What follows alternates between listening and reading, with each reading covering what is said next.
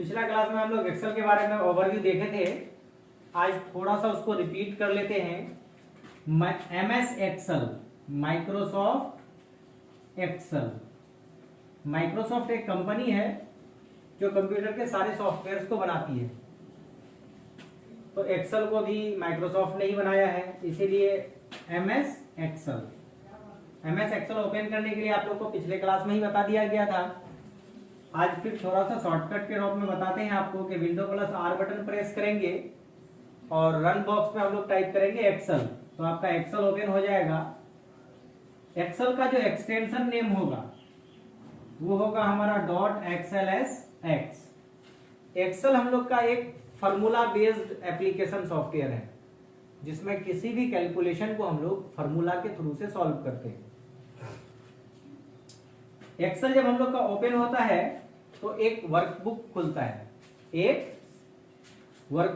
है, और उस वर्कबुक में हम लोग के बाय डिफॉल्ट 3 सीट्स होते हैं, सीट 1, सीट 2, सीट 3। अभी पहले लैब में जाके बैठिए, फिर उसके बाद अभी थ्योरी में बुलाएंगे। प्रैक्टिस क्या की है? प्रैक्टिस नहीं की है ना? एक्सेल का प्रैक्टिस कीजिएगा के साथ। हाँ, तो हम लोग बात कर रहे थे सीट्स की। तो सीट 1, सीट 2 और सीट 3 बाय डिफॉल्ट में आएंगे आपके। आप इसको घटा भी सकते हैं और बढ़ा भी सकते हैं। एक सीट जो बना होता है वो कॉलम और रो से बना होता है। कॉलम आपका अल्फाबेटिकली होगा, उसके हेडिंग्स को अल्फाबेट के द्वारा दर्शाया गया है, रिप्रेजेंट किया गया है, ए बी सी डी। इस तरह से आपका लास्ट कॉलम जो होगा वो होगा एक्स एफ डी। अगर आप लास्ट कॉलम के वैल्यू को नंबर में देखना चाहते हैं तो आपका वैल्यू आएगा 16,384। मीन्स एक सीट में आपके कॉलम्स की जो संख्या होगी वो 16,384 होगा, और उसको जो रिप्रेजेंट किया गया है वो एक्स एफ डी से रिप्रेजेंट किया गया है। अगर आप सबसे लास्ट कॉलम में जाना चाहते हैं एक बार में, तो आपके कीबोर्ड में एक की है कंट्रोल, और उसके साथ आपको राइट एरो की प्रेस करना है। जैसे ही आप राइट एरो की प्रेस करेंगे आप सबसे last column x F D में पहुंच जाएंगे। फिर अगर आपको वापस पहले कॉलम में पहुंचना है तो कंट्रोल के साथ लेफ्ट एरो की प्रेस करेंगे और सबसे फर्स्ट कॉलम ए में पहुंच जाएंगे। कॉलम का बाय डिफॉल्ट जो आपका विड्थ होगा वो होगा आपका 8.43 इंच। इसको आप अपने जरूरत के अकॉर्डिंग इंक्रीज और डिक्रीज कर सकते हैं, घटा बढ़ा सकते हैं। उसके बाद हम लोग आते हैं रो में। एक लाइन होगा आपका वर्टिकल लाइन, उस लाइन को हम लोग रो के नाम से जानते हैं। Row headings are numeric. रो के हेडिंग्स को जो रिप्रेजेंट किया गया है वो नंबर से रिप्रेजेंट किया गया है, और ये नंबर सबसे लास्ट मींस एक सीट में जो आपके रोज की संख्या होगी वो होगा आपका 10,48,576। अब अगर आप सबसे लास्ट वाले रो में जाना चाहते हैं तो कंट्रोल के साथ डाउन एरो की प्रेस करेंगे तो एक बार में हम लोग सबसे लास्ट वाले रो में पहुंच जाएंगे। और अगर फिर अरे बेवकूफ की तरह ये करो, जाओ ना वहां बैठो ना, आज लैब है तो प्रैक्टिस करोगे कि कल प्रैक्टिस की होगी है सारा।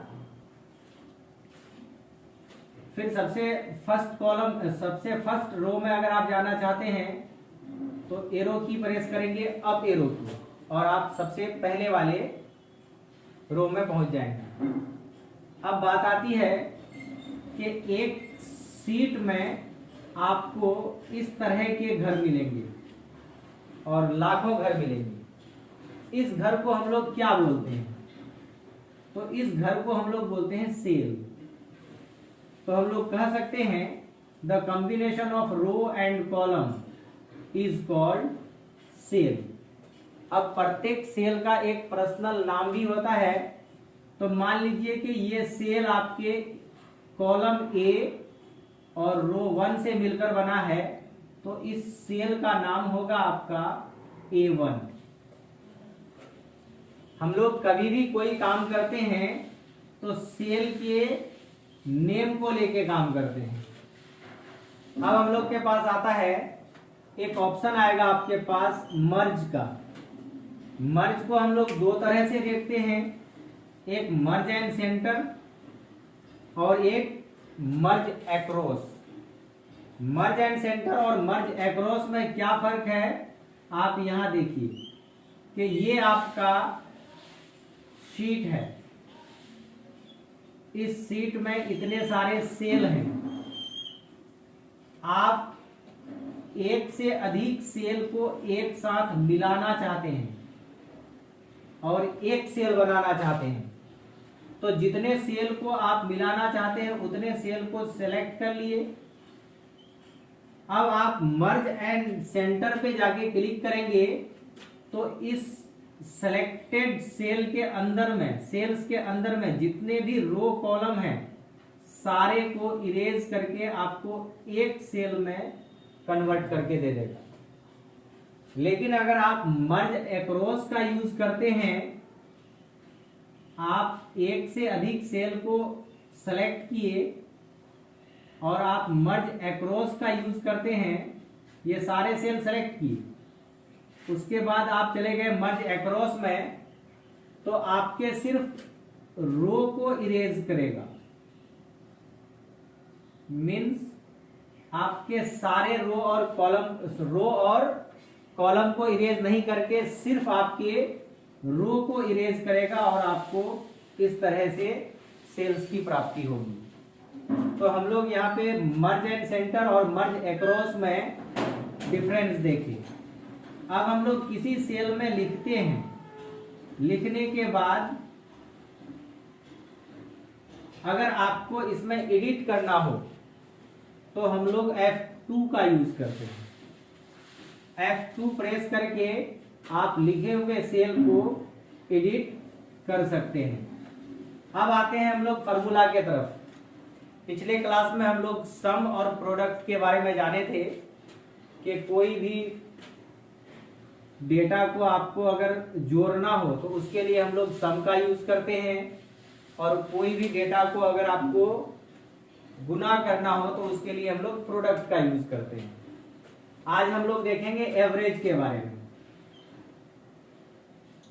अगर आप एक से अधिक डेटा का औसत निकालना चाहते हैं तो उसके लिए हम लोग जिस फार्मूला का यूज करते हैं उसको हम लोग एवरेज के नाम से जानते हैं। मान लीजिए आपका यहाँ 30 है, यहाँ पर 40 है और यहाँ पे 20 है,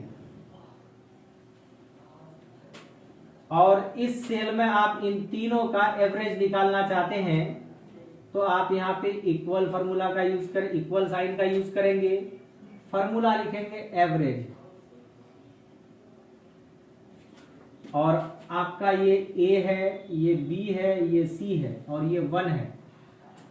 A, B और C का आप एवरेज निकालना चाहते हो तो A1 कॉलन, कॉलन का मतलब होता है C, B1 bracket close inter, तो आपको यहाँ पे 40, 30, 70 और 20, 90 मीन्स इस सेल में आपको 30 प्राप्त होगा। मीन्स आप एवरेज निकालते हैं तो क्या करते हैं, 30 प्लस 40 प्लस 20 और उसके संख्या को जोड़ के उससे भाग दे देते हैं, तो 1, 2, 3। अब आप इसको जोड़ेंगे तो 90 होगा और 90/3। अब इसको सॉल्व करेंगे तो आपके पास 30 आएगा। ये काम आपको फार्मूला के थ्रू से इजी वे में यहां से मिल जाएगा, एवरेज वाले फार्मूले से। अब हम लोग बात करते हैं मैक्सिमम और मिनिमम की, तो यहीं पे देख लेते हैं हम लोग। आपके पास 30 है, 40 है और 20 है।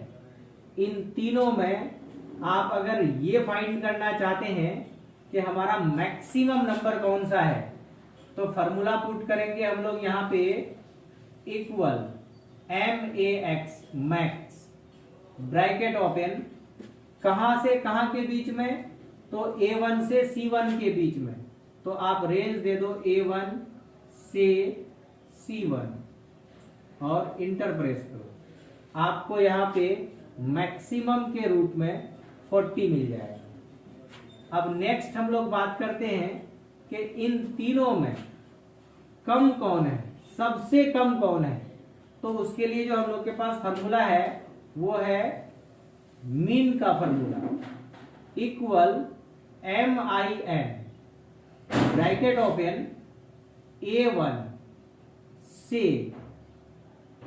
C1 ब्रैकेट क्लोज इंटर, तो आप देखोगे कि आपको यहाँ पे 20 मिल जाएगा और 30, 40 और 20 में सबसे कम 20 है, इसीलिए आपको यहाँ पे 20 मिल जाएगा। तो फॉर्मूला के थ्रू से हम लोग आसानी से इसको फाइंड आउट कर सकते हैं। अब उसके बाद आता है आपका नाउ और टुडे। नाउ और टुडे आपके सिस्टम के डेट और टाइम को रिटर्न करता है। आप किसी सेल में कंप्यूटर का डेट और टाइम लाना चाहते हैं तो उसके लिए हम लोग के पास फॉर्मूला है equal now bracket open bracket close, तो आपके इस सेल में कंप्यूटर का डेट और टाइम दोनों आ जाएगा। अगर आप चाहते हो कि नहीं सिर्फ हमें कंप्यूटर का डेट मिले, तो डेट के लिए हम लोग के पास फॉर्मूला है equal today bracket open bracket close inter, तो आप देखोगे कि आपके सिस्टम में जो डेट सेट है आपके उस सेल में वो डेट आ जाएगा। इसको हम लोग कीबोर्ड के थ्रू से भी ला सकते हैं, कंट्रोल प्लस सेमीकोलन और shift plus control plus semicolon से आपका कंप्यूटर का डेट और टाइम आ जाएगा। अब हम लोग नेक्स्ट क्लास में जो देखेंगे वो देखेंगे count, counta, count blank, upper, lower, proper, len. उसके बाद फिर आएगा आपका left, right, SQRT, if formula, if and formula, sum if, count if, sub total, sum product, PMT, IPMT, PPMT, sort, filter, advance filter, और उसके साथ हम लोग देखेंगे गोल शिफ्ट। कितने सारे फार्मूला को हम लोग एक्सेल में देखेंगे और फार्मूला के थ्रू से सारे कैलकुलेशंस को सॉल्व करेंगे। नेक्स्ट क्लास में हम लोग काउंट